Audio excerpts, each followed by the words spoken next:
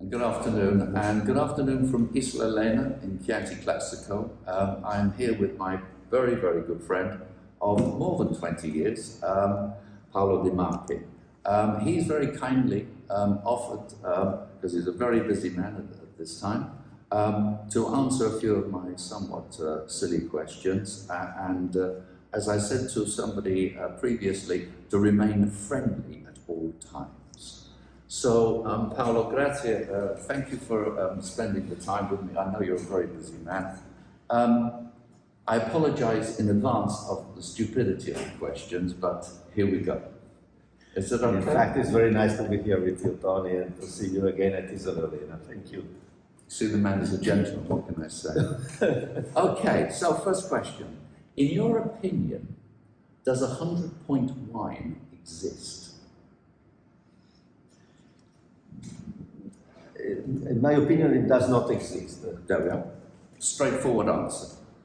What is because it will stop people to try to do better. Yeah, there's a good reason behind the answer.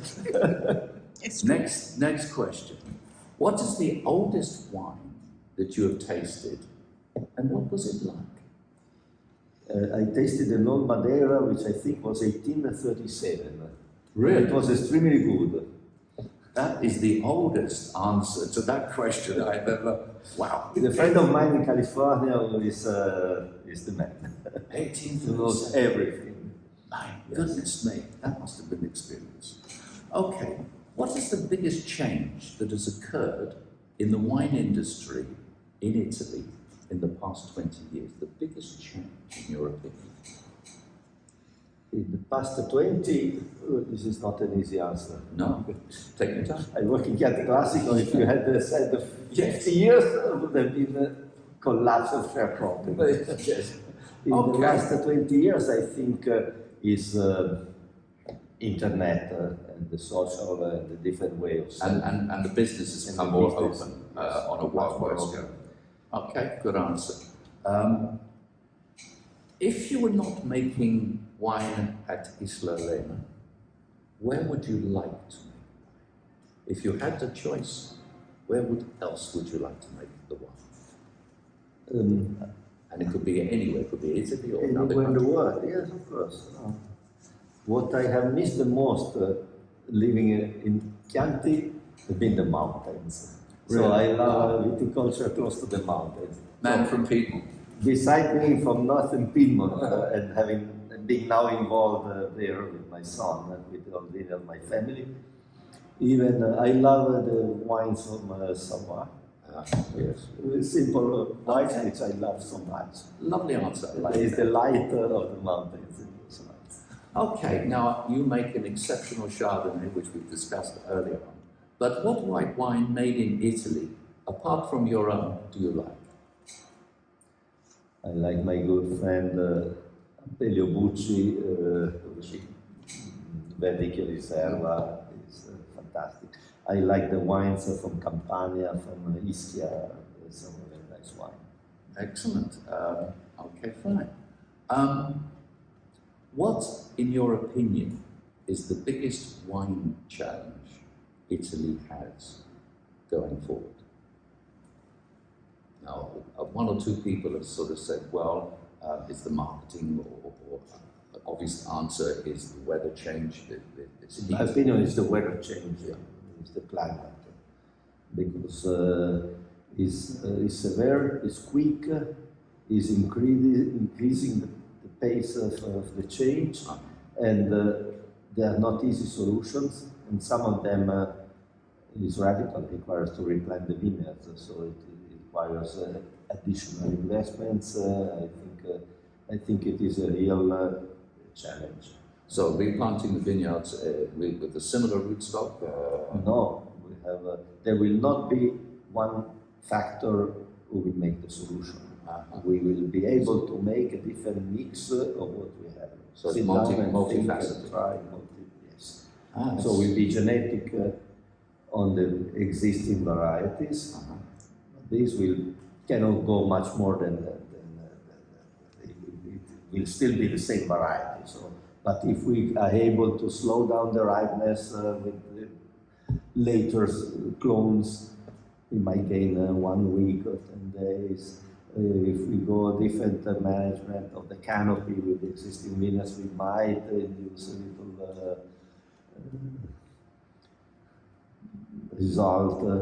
I think one of the keys is the 21st of September, because it's the day when the nights start being longer than the day, and very fast the nights will cool down the day. But we need, if we talk about replanting the vineyards, we need the site selection, we need the elevation, but we cannot change the elevation of a given estate. Not an easy answer. No, it's not an easy answer. No. Okay. Now we've got to get some more questions out. What wine in Italy, in your opinion, deserves more praise than it receives? What wine, it could be a region that you think, that they never get a good rapport, never get international recognition. Chianti Classico received a lot of recognition, but I think it still deserves more. Okay. But I think Alto Piemonte, I think some of the little wines from Liguria, the Cinque Terre, because it is such It's a beautiful area. a challenge to be there. It's beautiful. Okay, fine. I think there are others for sure. Notice Chianti Classico came up first. Well, Okay, fine. it's the region I know the most, and I know the potential, and I know how much has been done. So I think the world is just recognizing the effort which has been put. Oh, the effort So in Chianti Classico. if you give me 5 minutes, I think of other regions, but I know certainly Chianti Classico has got more expensive, but it's still a very good wine to buy for the price. I think it's excellent. Yeah, it's still a huge potential of growth and better financing the estates. Okay, fine. Here's a question, and these questions just come up random because I don't choose them. But here we go. Wine reviewers, good or bad for the wine trade? You can be as honest as you like. No. I'm very thick-skinned. No, good and bad. Yeah. Good and bad, because there is a trader which could not care less about that, but still, I mean, I never work for the ratings and the reviews. When we have, the market is faster. Yeah. So even normally my clients, they don't care, but when we get a good review, the sales are faster. Interesting. I still do not understand how it is possible to name the best 10 wines in the world, because you compare apples with bananas. I'll tell you a story, but not on camera, about the best 10 wines in the world. But that's for later. Yes. No, I agree. It is very, very difficult to make the best in order from different regions around the world. But generally, you're saying that wine influencers, wine reviewers are, when they give a good review, help the speed of the sale. Yes. Okay, fine. Maybe not all of them, but each one has the followers. Yeah. So at least for the followers. Last question, I don't really want to have a last question because I could talk to you for days on end. What wine has surprised you the most after retasting it some years later? And I'm talking about your wine. My wines. One mentioned, the talk we had before was 2010. Yes. Because 2010 was a difficult summer, difficult harvest.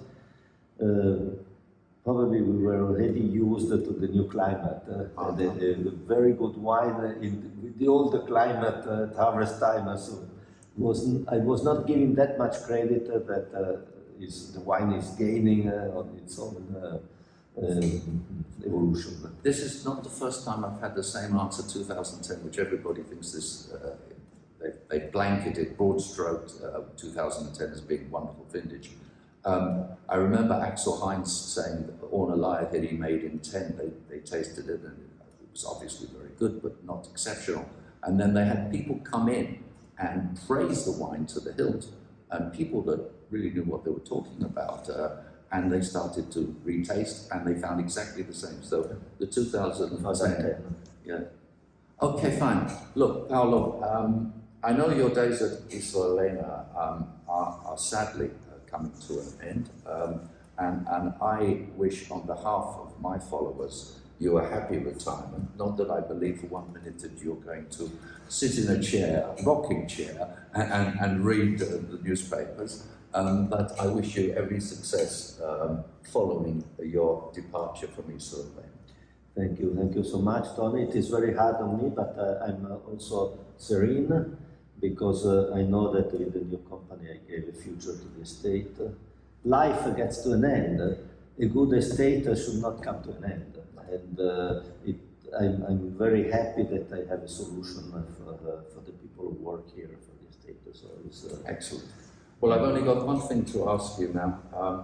I'm afraid it's a high five time. and your arthritic hand. Well, there we go. They're strong. Well, I tried to do a little bit. Excellent. Thank you so much, Tony. Thank you.